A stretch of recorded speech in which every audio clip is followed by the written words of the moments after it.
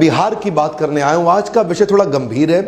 गंभीर इसलिए है क्योंकि सबसे बड़ी ग्रोथ वही होती है जहां पे सबसे ज्यादा कमजोरियां दिखाई पड़ती हों। देश के अंदर सबसे बड़ी ग्रोथ वही होगी जहां ग्रोथ का सबसे बड़ा गैप बाकी बचा हो। बिहार एक ऐसा राज्य है जहां ग्रोथ का सबसे बड़ा गैप है, जहां पे ग्रोथ की निश्चित रूप से बहुत तेजी से बहुत ज्यादा आवश्यकता है। मेरी जिम्मेदारी बनती है कि मैं उसको केस स्टडी के रूप में आपके सामने प्रेजेंट करूं। 7 बातें बताऊंगा क्यों बिहार इतना पीछे रह गया और क्या किया जाए ताकि बिहार आगे बढ़ सके। देखिए, सबसे पहले तो समझिए, जो हमारे 32-33 राज्य आज हमारे देश के अंदर यूनियन टेरिटरी मिला करके 33-34, इनके अंदर बिहार का जो पर कैपिटा इनकम है वो लोएस्ट है। क्यों है ऐसा? 31,000 रुपए के आसपास सालाना इनकम है एक व्यक्ति की बिहार के अंदर। ऐसा क्यों है? क्या कारण है कि आज एवरेज इनकम बिहार की इतनी नीचे चली गई है?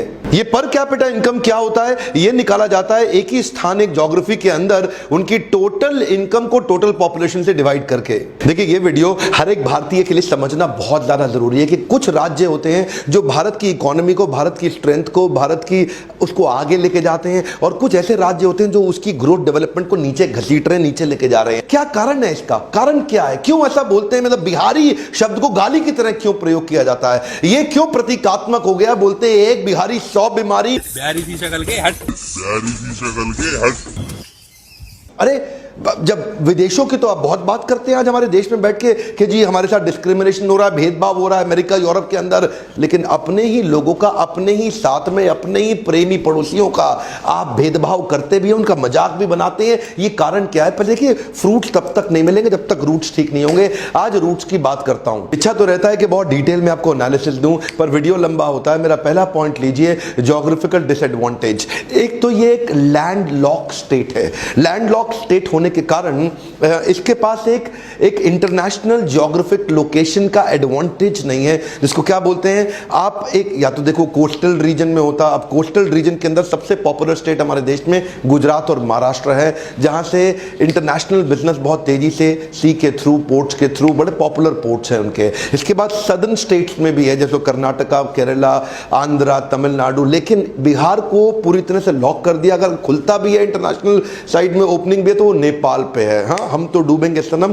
तुम्हें भी ले डूबेंगे। अब इसके कारण ग्लोबल एक्सेस मिलता नहीं है, ट्रांसपोर्टेशन कॉस्ट बढ़ जाती है। बिहार का एक रीजन ऐसा है जहां सूखा पड़ जाता है, दूसरा रीजन ऐसा है जहां बाढ़ ज्यादा आ जाती है। अब क्योंकि इसके कारण लोगों को बिहार छोड़ के बाहर निकलना पड़ता है अपनी लाइवलीहुड के लिए। अगला पॉइंट है नो मेजर इंडस्ट्री। बिहार के अंदर कोई बड़ी इंडस्ट्री है ही नहीं।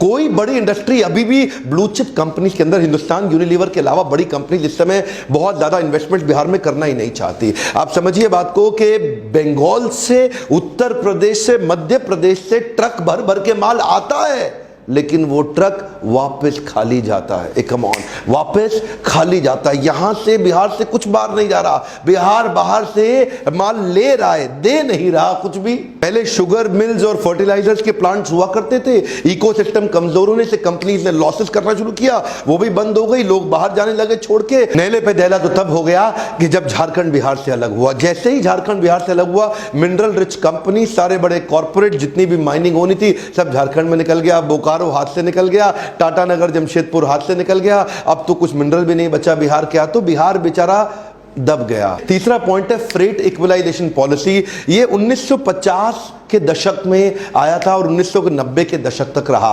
फ्रेट इक्वलाइजेशन पॉलिसी के हिसाब से, तब उस समय झारखंड बिहार जब एक ही था ना, तो जितना भी मिनरल निकलता था उसको ट्रांसपोर्ट करके अपने स्टेट में लाने के लिए सेंट्रल गवर्नमेंट ट्रांसपोर्टेशन पर सब्सिडी देती थी। तो बड़ी कंपनी, इंडस्ट्रियल लोकेशन और कोस्टल ट्रेड हब वहीं रह के अपनी कंपनी रन करते थे, वहीं अपने मैन्युफैक्चरिंग सेटअप, वहीं अपना सारा काम लगाते थे। और मिनरल उठा करके, जो मिनरल रिच प्रदेश था जिसको बोलते हैं बिहार, जब झारखंड भी एक ही था, तो यहां से मिनरल उठाया और वहीं ले गए। अरे भाई, करना क्या चाहिए था? इनको इंसेंटिव देना चाहिए था कि तुम बिहार में ही अपनी कंपनी सेट करो। पर ये क्या करते थे? इनको ट्रांसपोर्टेशन के ऊपर दे दिया इंसेंटिव कि उठाओ माल बिहार से लेके बाहर निकल लो। सब आए, माल उठाया बिहार से, उठा के लेके सब बाहर निकल गए। अब बिहार का माल लेके सब चले गए बाहर।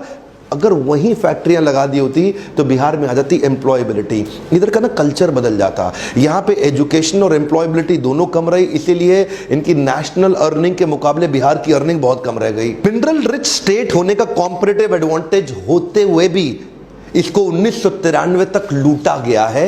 चौथा मेरा पॉइंट है, frog in the pond think it's an ocean. इसे क्या बोलते हैं? इसे बोलते हैं कुएं का मेंढक। जो कुएं का मेंढक है ना, वो उस कुएं को समुद्र समझता है। तो जो बिहार का आदमी है ना, वो सिविल सर्विसेज को ही सब कुछ समझता है। उसके लिए जिंदगी सिविल सर्विसेज ही है सब कुछ। IAS IPS IFS बन जाओ, सरकारी नौकरी मिल जाए, रेट लिस्ट तय कर दिया, तेरी सरकारी नौकरी, तेरे को दहेज में इतना पैसा मिलेगा। इनको क्या लगता है, सरकारी नौकरी मिल गई, IAS ऑफिसर बन गया, ये टेबल के ऊपर तो लेगा, नीचे से भी लेगा। और क्या सोचते, ये एक्चुअली बिहार में ना कल्चर बन गया। ये देखते थे अपने आसपास, ये देखो ये बाबू है, IAS अफसर है, अब बिजली तो आ नहीं रही है, लेकिन सरकारी जनरेटर पे इसके घर में 24 घंटा बिजली रहती है। तो एक एस्पिरेशन सोशल प्रूफ के साथ बनता चला गया पूरे प्रदेश के अंदर। अच्छा, क्रेज इतना ज्यादा हो गया सिविल सर्विसेज का कि अब अगर कोई व्यापार करने निकले भी ना, तो वो क्या बोलते हैं, ए चौबे जी छब्बे बनने निकले, दूबे बन के लौटे। दैनिक भास्कर का मैं एक आर्टिकल पढ़ रहा था, क्या कहते हैं, पॉपुलरली बिहार के अंदर रेट लिस्ट तय कर दी गई है। IAS अफसर है, इतने का दहेज मिलेगा। IAS अफसर को 1 से 3 करोड़ का दहेज मिल जाता है, IPS को 80 लाख से 2 करोड़,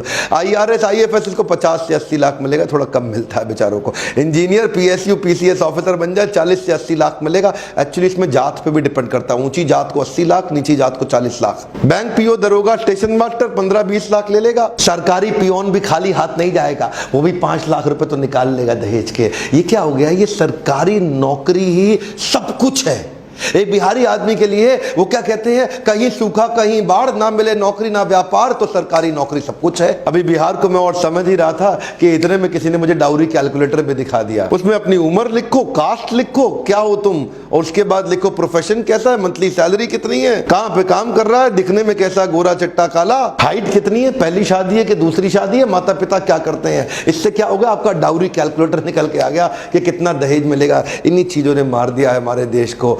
आज भी हमारे देश में ऐसे संस्कार है कि दहेज की कमाई पे लाड टपकती है कि तेरे को कितना मिला, मेरे को कितना मिला, गाड़ी कौन सी आई।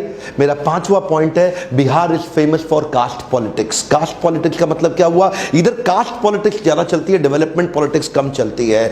अच्छा देखो, हर चीज के फायदे नुकसान भी होते हैं। कास्ट पॉलिटिक्स का कुछ फायदा तो है। फायदा यह है कि पहले यहां पे जो ऊंची कास्ट होती थी वो नीचे वालों को बहुत दबाते थे पैसे से।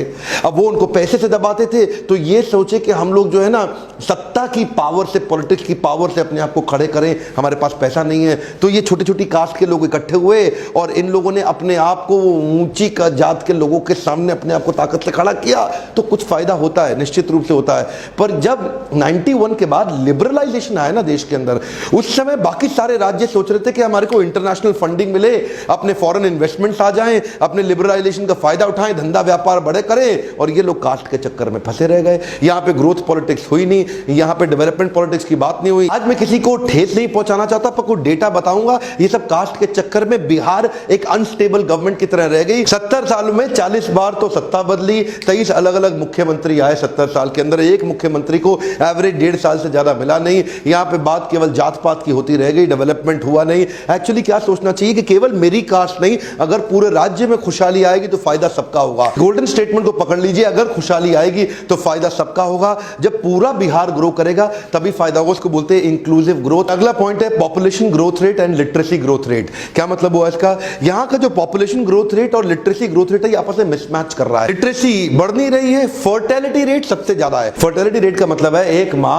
एवरेज सबसे ज्यादा अपने जीवन काल में बच्चों को जन्म बिहार की मां देती है। बाकी बहुत सारे राज्य ऐसे हैं जहां पे पढ़े लिखे राज्य हैं, वहां पे एक मां 2 से ज्यादा बच्चों को नहीं जन्म देती है, पर बिहार का सबसे ज्यादा। बिहार में भी 2 हिस्से हैं, एक जहां पे बिल्कुल पिछड़ी हुई जाती है ना, बिल्कुल पढ़ाई नहीं किया, बिल्कुल शिक्षा नहीं है, ज्ञान नहीं है, वहां एक मां 4 से 5 बच्चों को जन्म दे रही है। और जहां थोड़ी बहुत पढ़ाई करी गई वहां 3 बच्चों को। इसके कारण क्या हुआ, पॉपुलेशन बहुत ज्यादा और एजुकेशन बहुत कम। ध्यान दीजिए, कम ऑन, पॉपुलेशन सबसे ज्यादा तेज बढ़ा रहा है बिहार और एजुकेशन सबसे कम है, क्योंकि लिटरेसी रेट यहां पे 63% के नजदीक रह गया। बिहार का लिटरेसी रेट यानी कि जो पढ़ाई का शिक्षा का दर है सबसे कम है। नालंदा यूनिवर्सिटी जो विश्व की सबसे पहली सबसे पॉपुलर, उसके होने के बावजूद, सबसे ज्यादा IAS प्रोड्यूस करने के बावजूद यहां का एजुकेशन का जो एवरेज स्तर है ना वो अच्छा नहीं हुआ। जो बहुत ही मेधावी, बहुत बुद्धिमान छात्र हैं, वो सबको छोड़ के आगे निकलने की कोशिश तो कर रहे हैं बिहार के अंदर, लेकिन वो कोशिश बहुत कम लोगों के अंदर है और बहुत सीमित जगह पे है। उसके नए एवेन्यूज नहीं खोले जा रहे। अगला मेरा पॉइंट है education and employability is directly proportionate to earnings. इसका क्या अर्थ हुआ,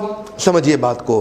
पॉपुलेशन से असर आता है एजुकेशन पे, एजुकेशन से असर आता है एम्प्लॉयबिलिटी पे। अब क्योंकि पॉपुलेशन बहुत ज्यादा है तो एजुकेशन उतनी हो नहीं पा रही है कवर, और उसके कारण एम्प्लॉयबिलिटी नहीं आ रही, क्योंकि स्किल बिल्डिंग एक्चुअल बिहार के अंदर जितनी होनी चाहिए थी वो हुई नहीं। अब थोड़े से कुछ आंकड़ों को देखते हैं इस पर कैपिटा इनकम के चार्ट को। 1950-51 तक बिहार का 204 रुपए था और पूरे देश का 265 था। 2013 तक बिहार बढ़ के 28,000 तक पहुंचा, लेकिन इतने में भारत बढ़ के 75,000 पे पहुंच गया। जिस स्पीड पे पर कैपिटा इनकम बिहार में बढ़ती है उससे कई गुना ज्यादा स्पीड पे ऑल इंडिया एवरेज आगे बढ़ जाती है। उनमें भी कुछ स्टेट्स हैं जो बहुत तेज आगे हैं, जैसे कि गोवा है और यूनियन टेरिटरीज में दिल्ली है। उसके बाद सिक्किम, हरियाणा, केरला, महाराष्ट्र, कर्नाटका। यहां पे एवरेज आदमी की इनकम बहुत अच्छी, लेकिन बिहार में एवरेज इनकम केवल 31,000 रुपया रह गई साल की। सिर्फ समस्या ही नहीं है, बहुत सारी अपॉर्चुनिटीज भी हैं, लेकिन यहां एजुकेशन पे फोकस और एटीट्यूड का बदलाव बहुत जरूरी है बिहार के अंदर। अनिल अग्रवाल तो आप जानते ही है ना, वेदांता ग्रुप के मालिक केन्स वेदांता